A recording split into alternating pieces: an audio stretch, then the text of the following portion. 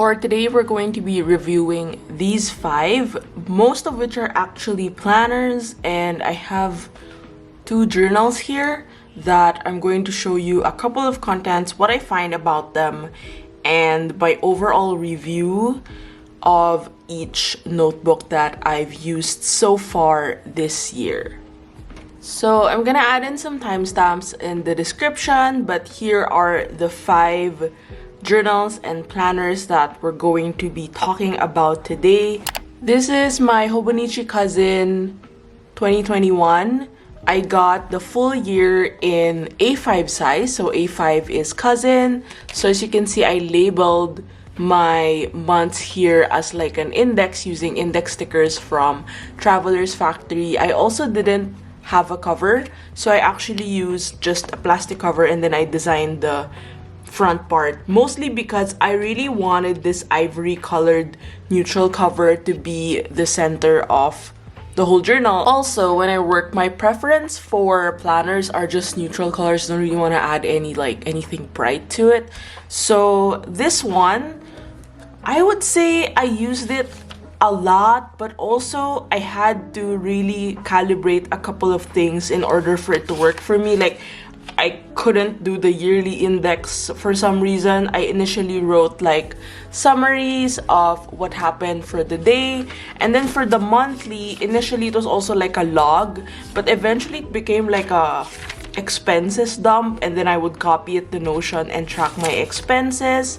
So this week view, I just want to quickly show you because I never really showed this online. It's very confidential. Initially, I had no idea what to do with it, but I did end up doing time blocking as my main planning system. So as the months went on, I did settle to do time blocking.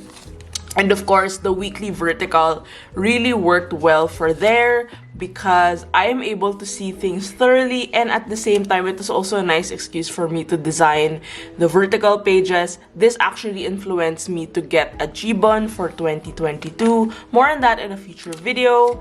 Every week I would have different themes and different time blocks, and what I did was I would write all of them at the start of the week, so I sort of have this like blueprint of what my week would look like, which was also fun, but at the same time I found it a bit limiting because I still have to recalibrate in case things change or I have to edit a couple of things. So let's move on to the daily pages. I think this was where I really shifted around and I would say experimented on various ways to really maximize what I have to do in a day, how I get things done. So for the daily, before, I would just jot down every single thing I need to do for the day, which was a bit daunting because I have to keep ticking off things that I need to do. It's pretty much like satisfying, but at the same time, I don't know if it's doing me any good because sometimes I don't even need to do that task for the day. Or at some point in my career, I think I sort of accepted that I had to do so many things. But since I moved to time blocking, let's move to probably in April. I can also show you all the pages here because a lot are confidential. Do a lot of math here and random brain dumps. But yeah, towards April, I really did a lot of this time blocking situation. So I would copy what was on the weekly and then I would just put it on the left-hand side because there's a short area here for time blocking and I could like list down everything I needed to do. And then sometimes I would write notes about the day, or I would actually write additional things, for example, errands, other admin work, what I've listened to. My concern, I guess my main concern was every Saturday to Sunday, I don't really have anything to write because I'm not working. So actually these pair pages ended up becoming fountain pen testing pages as I got further into fountain pens. So I also, I guess, designed a lot of my daily pages. It was a way for me to like, oh, I want to stick stuff. And I don't know, I just like sticking stuff, obviously.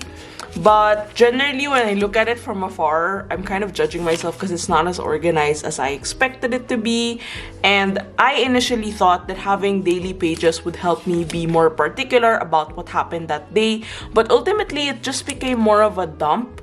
I don't really go back and forth to check from time to time. And that's something that I picked up and realized, which also led me to decide on not getting a daily planner next year. So what I found was also I like to write a lot. And I divided the left side for like, I don't know, just divided them just so I have more space. And of course, you'll see that the inks have changed for every couple of pages because I'm trying out new fountain pens. I also, you know, this start of the month thing, I don't know also if I was able to maximize it because, look, it's blank. Sometimes I would write goals. I'll show you one that I did in September, which was a bit intimidating. But September, I would say, was one of the busiest months for me this year. So out of panic and anxiety, I wrote down every single thing I needed to do for the Diarist here and the priorities. This was not even half of what I needed to do for the month. So I am not the target audience for this write up here because, or this plain monthly page, because I just end up filling it with a lot of my responsibilities, which I think is the key. But for me, it just looked a bit intimidating and I could have done it in Notion. So overall, I would say this worked to my advantage. Also, plus points for the fountain pen friendly aspect because I do a lot of testing here. I would say in some way it really helped me narrow down what I wanted to write because sometimes I would not write stuff on my planner and then I feel bad that I leave the page empty. So there are those kinds of days and I've learned to really let go of them, you know, empty pages like this, or weekends where I don't really have anything to write. Eventually, it became like a dump for my quotes. I was practicing like with my nibs and also different inks. So actually, after September, I shifted to a different planner. I'll quickly show you what it looks like. I'm using the Paper Society quarterly planner, so more on that later. So after that, I've decided to use the rest of my cousin, maybe for just like swatching inks, doing like alphabets, and writing a couple of quotes. I haven't really updated this diligently, but eventually I will. So that's what I plan to do for the rest of the year. At the back, I also have more testing, ink testing, and my tarot reading for the year that was given to me by Chingay for my birthday. I would say the only downside to this is it's really heavy. It's not like your typical notebook, and it's mostly because it has a daily page feature for the whole year. If you want to get half year, you can get the 𝚑𝚑𝚑, but my main concern for the 𝚑𝚑𝚑 was the color was not suited to me and I could have used a cover and stuff. I didn't really want to buy a cover, so yeah, it was a whole thing. And yeah, I would say it was a fun experience using this. Would I get it again? Maybe not for planning. It's also very expensive, so I'm going to be discontinuing using my Hobonichi Cousin. So since we're here, I wanted to quickly show you what planner I'm currently using. This is the Paper Society PH quarterly planner. It's actually very thin and light. It's good for 1 quarter, which is 3 months. And I'll just quickly show you the main features. So you have a monthly overview like this, which I've already populated, and then you have a weekly overview, weekly vertical overview. So I kind of adapted the similar system that I did for Hobonichi with the time blocking, and then on the lower part I would write a bit of summary. This varies per week, and then once you have the weekly vertical, you have daily pages for that specific week. It's all undated, so I would write the dates. And of course, I am very much a daily person because I told you I do write a lot as well. But I think for this one, I really kept it more detailed. And of course, for days off, I don't have anything that I have to write. But this one also exercised a lot of my creativity in terms of how I can manage my time better. So every week, I write a short like time stamp here on the left side, so I use it as a basis to sort of plan my whole week around it. And then I would write, one of the things I've started writing is called Today Plus Thoughts. So every day I would write like a summary of what happened. So the daily pages sort of function as my dump still, but for this I'm really more intentional with like end of the week thoughts, a little summary. I also don't want to leave some pages empty, so that's what I'm trying to do. And this is a blank weekly vertical in progress, so you get the idea. It's basically functioning like that until we go to the next month. Also at the back there are stickers that you can use for planning, so it's really a great all-in-one functional planner, and I'm really enjoying it so far. Also, I designed the cover to match the spine, a little red, a little yellow, and some browns and oranges. Next planner, this is the Everyday Explorers Co. planner, undated planner. My main goal initially for this was mostly for Patreon and content work. I really did that for I think the first half of the year. I worked also on the goal setting part, and this is something I still have to go back to because I feel like every quarter I forget about setting intentions and writing about what I want to achieve, because especially at this time I just have to finish one big book deadline and maybe the shop, and that's it. But I guess it would be useful to go back to this and really reconnect with what January 2021 Abbey would want to happen. So I did manage to write a lot here as well. So what I did was the Hobonichi Cousin was mostly like an all-around dump, and then this one was mostly for work. But the problem was I didn't keep it up, and I kept wondering why.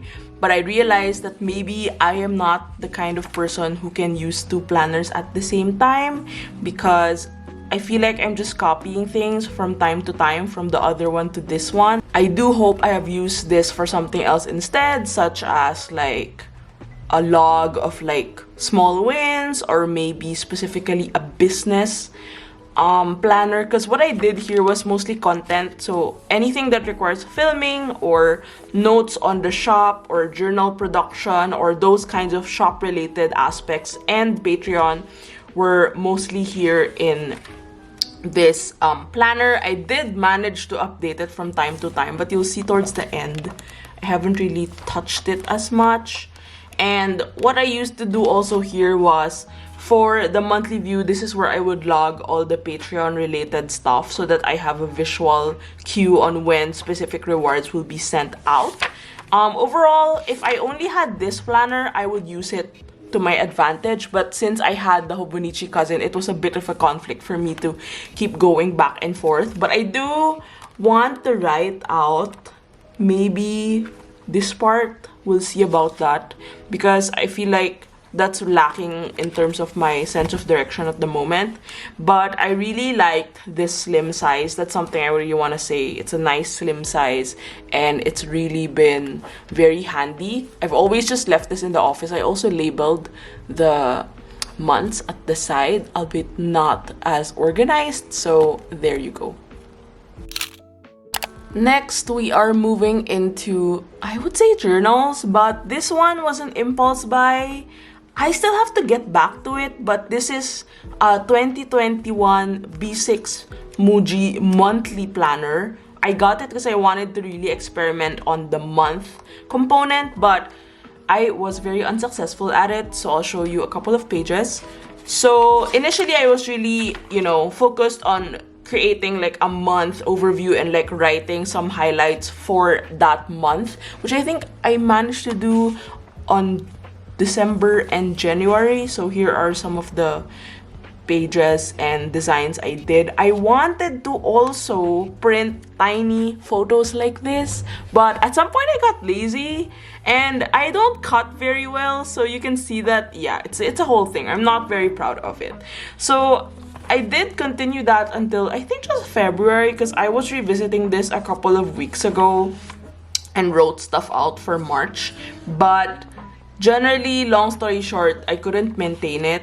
So this happens a lot to me, and I have not learned in the best way that I could. But I did go back in August because I was a bit curious about how this would fare out, but I did letter and jot down a lot of my daily highlights. So I mostly referred to my Hobonichi Cousin for this, so I could see how everything fared out and like what I did for the day. But as you can see, I haven't finished it. I do want to continue it for the remaining months just to see how I can really be more mindful about the days and how each day goes by. But I would say this is my proudest page. This is actually a fountain pen, and I wanted to really exercise my creativity.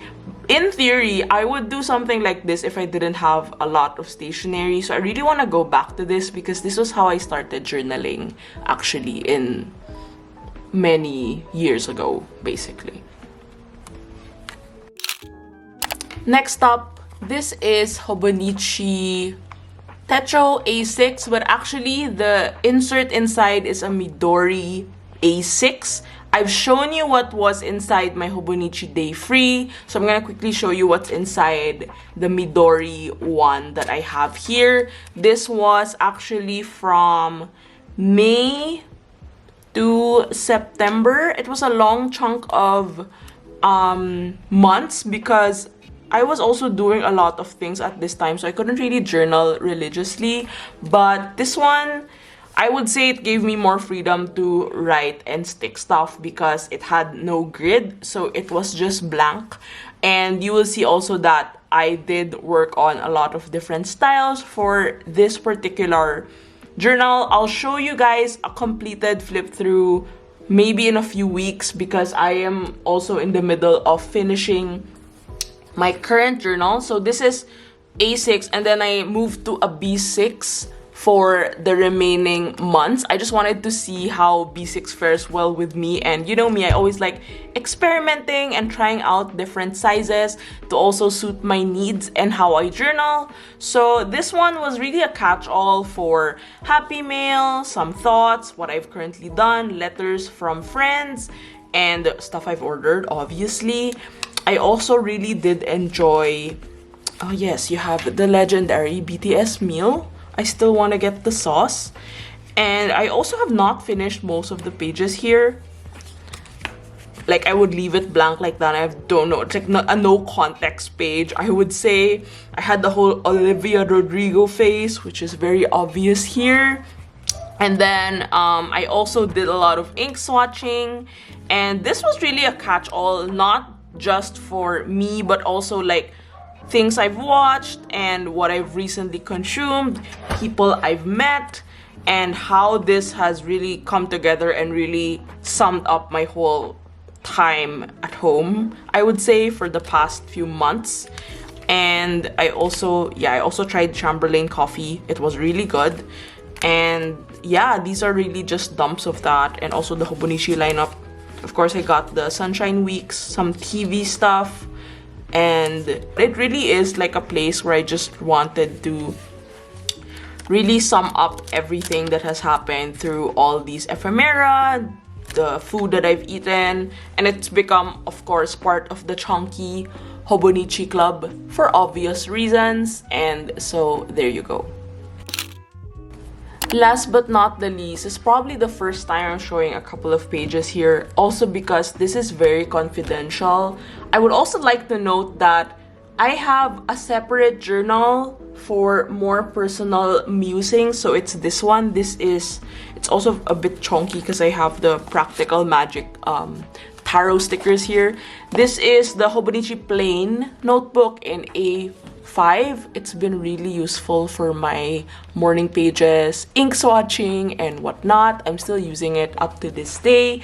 But to start the writing habit this year, I did use this Sunday night journal. So the Sunday night journal is basically the whole idea of maintaining a Sunday night habit of journaling and writing about small wins, 3 things you want to achieve for the next week, recap of the week, and a couple of prompts where you can really write down certain parts of your life and really put them on paper. So I would say in terms of balancing design and like stationery and writing, this was really my foray into that, because I don't know if I started like that. I don't think I did.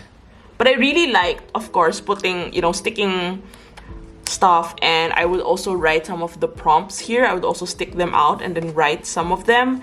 And I religiously did this for, I think, until August or something.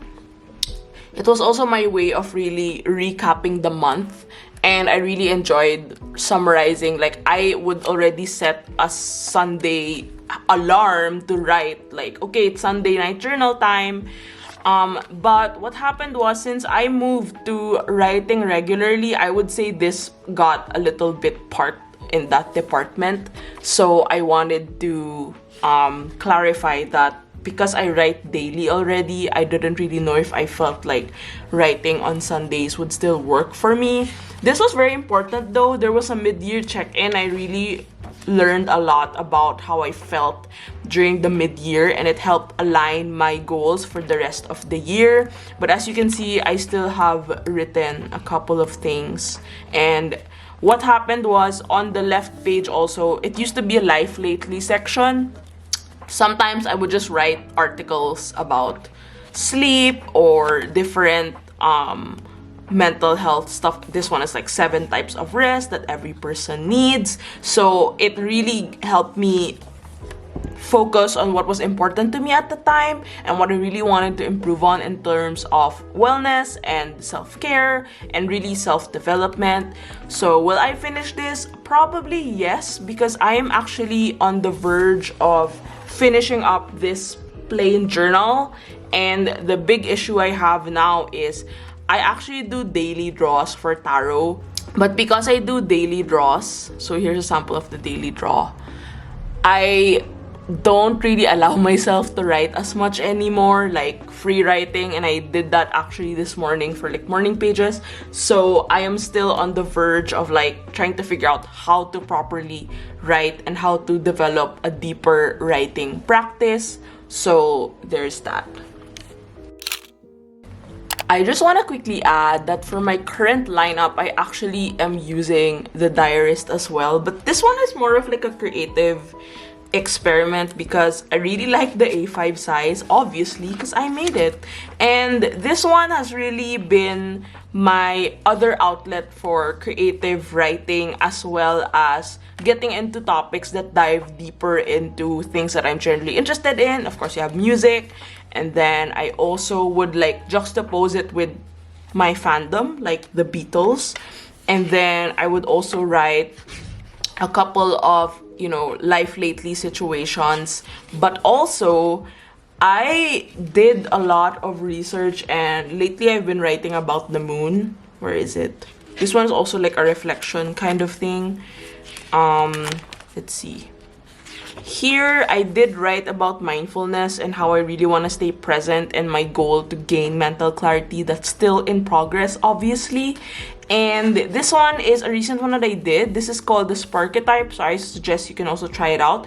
But I wrote about the different personality types I have, and I really like the monochromatic situation that was going on here. So I still am not finished with it, but so far my Diarist, initially I thought it was going to be like a Dear Diary kind of thing, but now it's become more of a way for me to really understand different facets of myself and how that plays into my life at the moment.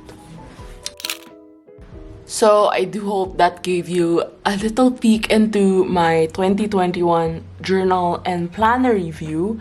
I do also hope that you are able to choose whatever journal or planner you're going to be using for the next year. And thank you so much for watching this video.